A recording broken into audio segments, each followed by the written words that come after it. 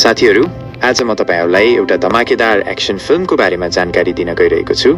यो फिल्म एक्सनले भरिपूर्ण छ, जसमा एक पनि दृश्य यस्तो छैन जसले तपाईलाई बोरिङ महसुस गराउँछ। यो फिल्म बबी कोलीले निर्देशन गरेका हुन्। फिल्ममा नन्दमुरी बालकृष्ण, बबी देओल, प्रज्ञा जैसवाल, श्रद्धा श्रीनाथ र उर्वशी रौतेला मुख्य भूमिकामा छन्। कथाले एक साधारण मानिसको डाकु बन्ने यात्रालाई प्रस्तुत गर्दछ, जसले शक्तिशाली प्रतिद्वन्द्वीहरूसँग सङ्घर्ष गर्दै आफ्नो क्षेत्र स्थापना गर्ने प्रयास गर्छ।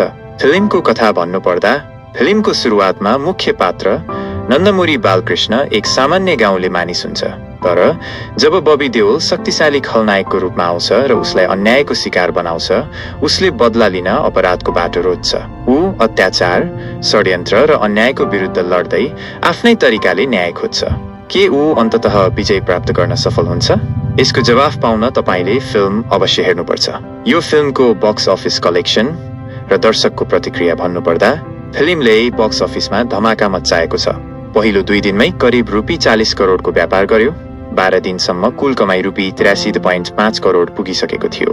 दर्शकहरूले यसलाई एक उत्कृष्ट कमर्सियल एक्सन फिल्मको रूपमा स्वीकार गरेका थिए। विशेष गरी बालकृष्णको दमदार अभिनय, बबी देओलको खतरनाक भिलेन भूमिका र थमन एसको उत्कृष्ट सङ्गीतले दर्शकहरूको ध्यान स्क्रिनमा टाँसेर फिल्मलाई थप प्रभावशाली बनाएको छ।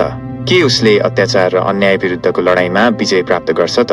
यो सबै थाहा पाउनको लागि फिल्म हेर्नु जरुरी छ। फिल्ममा एक्सन, इमोसन र प्रतिशोधको मिश्रण देख्न पाइन्छ।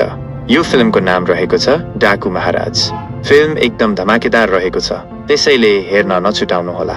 तर तपाईहरूले यो फिल्म युट्युबमा फेला पार्न सक्नुहुने छैन। यदि यो फिल्म तपाईहरूलाई हेर्न मन छ भने भिडियोलाई लाइक र कमेन्ट गर्नुहोला। म थप जानकारी अथवा लिङ्क प्रदान गर्नेछु।